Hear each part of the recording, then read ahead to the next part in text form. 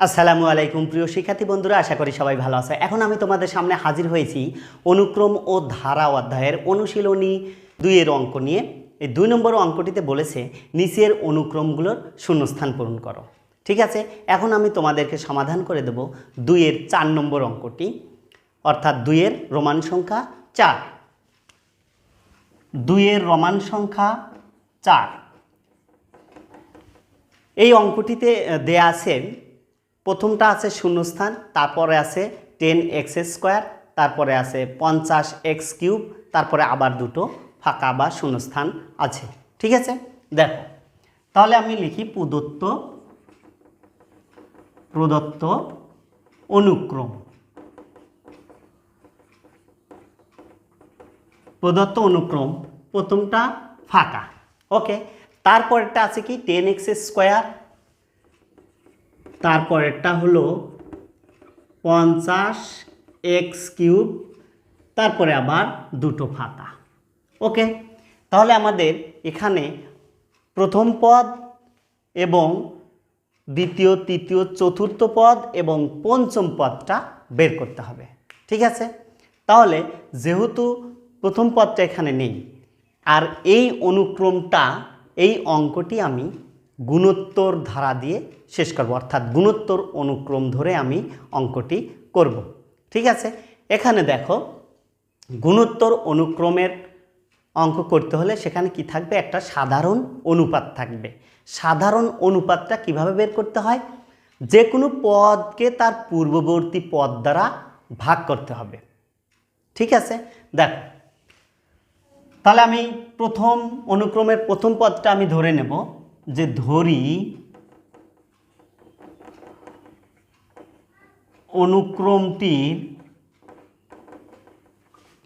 অনুক্রমটির প্রথম পদ এ। ঠিক আছে, এইবার দেখো এখানে কিন্তু দ্বিতীয় এবং তৃতীয় দুটো পদ দেওয়া আছে। ঠিক আছে, তাহলে আমরা এই দুটো পদ থেকে, এই দ্বিতীয় এবং তৃতীয় পদ থেকে আমরা কি করব, আমরা অনুপাতটা বের করে নেব। তাহলে আমরা লিখতে পারি যে সাধারণ অনুপাত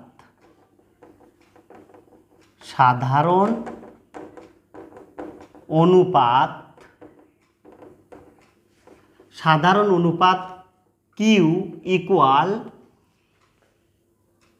50x³ ডিভাইডেড 10x²। ঠিক আছে, আমি তো বলেছি যে অনুপাত বের করতে হলে কি করতে হয়, যে কোনো পদ থেকে তার পূর্ববর্তী পদ দ্বারা কী করে ভাগ করতে হয়, যে কোনো পদকে তার পূর্ববর্তী পদ দ্বারা ভাগ করতে হয়।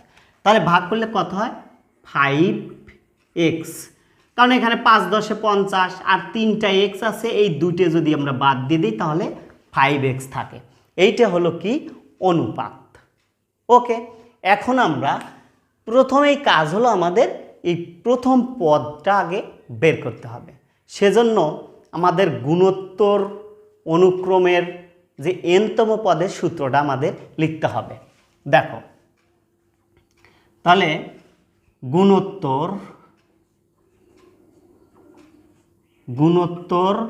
অনুক্রমের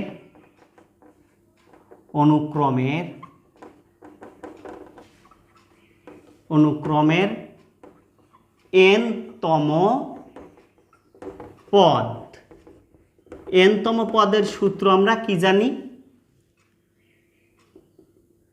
ইকুয়াল, অর্থাৎ an ইকুয়াল ARn-1, এইটা হলো nতম পদের সূত্র।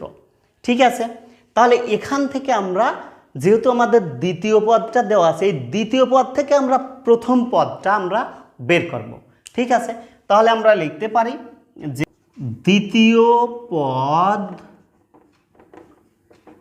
দ্বিতীয় পদটা হলো A2 ইকুয়াল AQn-1। ঠিক আছে, অর্থাৎ এই n এর জায়গায় হবে কত, 2। ঠিক আছে, তাহলে আমরা এই দ্বিতীয় পদ a2 সমান কত দেওয়া আছে 10x²।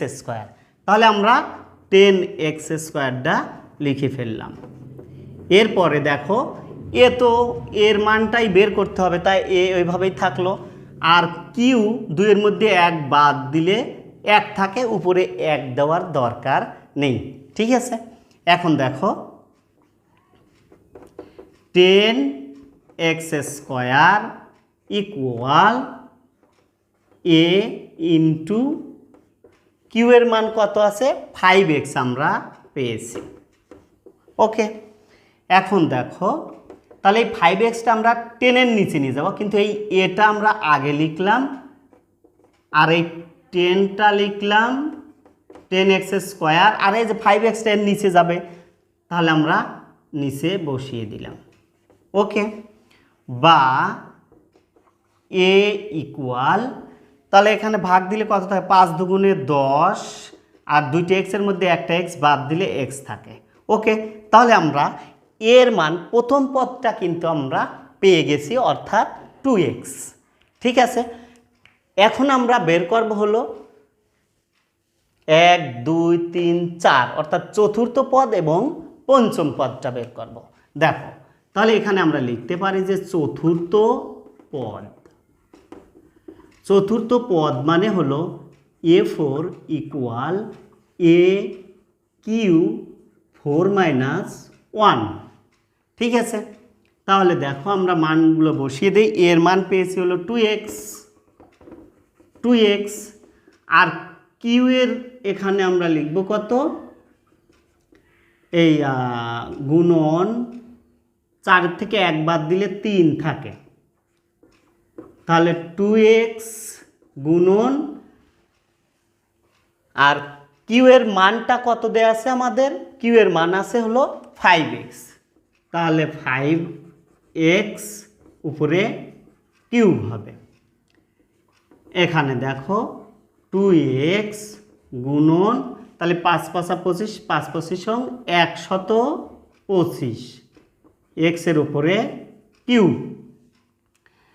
তাহলে এখানে যদি আমি এই 2 দ্বারা 125-এর সাথে গুণ দেই, তাহলে কত হয় 250, আর x আর x3 x4 হয়, অর্থাৎ সূচকের নিয়মে এই x আর এই x এর পাওয়ারটা কি হবে, যোগ হবে। ঠিক আছে, এরপরে আমরা বের করব হলো পঞ্চম পদ।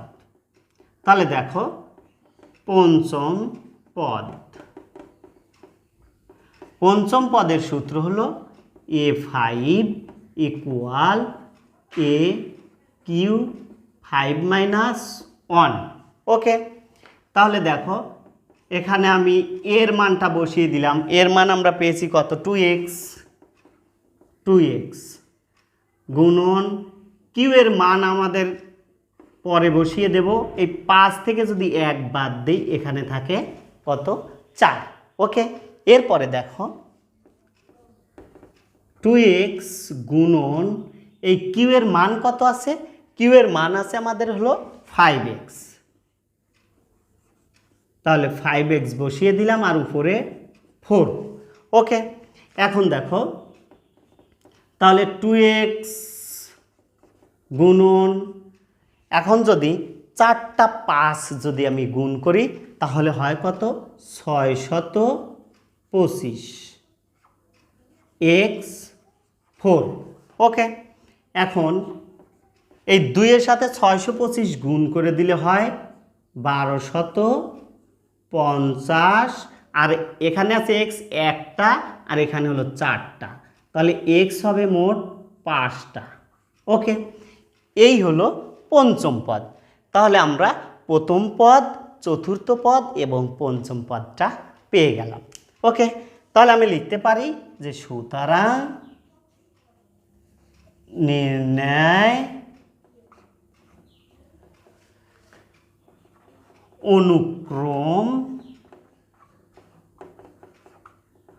প্রথম পদ ফাঁকা, তারপরে আছে 10x², তারপরে আছে 50x³, তারপরে দুটো ফাঁকা। ওকে, তাহলে দেখো প্রথমটা আমরা পেয়েছিলাম কত 2x, প্রথমটা পেয়েছি আমরা 2x। ওকে, এরপরে চতুর্থটা পেয়েছি আমরা কত 250, 250x4। ওকে, এবং লাস্টে যেটা পেয়েছি সেটা পেয়েছি হলো কত 1250x5। ওকে, এইটাই ছিল আমাদের রোমান 2-এর রোমান সংখ্যা 4-এর সমাধান। ঠিক আছে প্রিয় শিক্ষার্থী, আশা করি অঙ্কটি বুঝেছো। আবার দেখা হবে পরবর্তী ক্লাসে। সে পর্যন্ত সবাই ভালো থেকো, সুস্থ থেকো। আল্লাহ হাফেজ।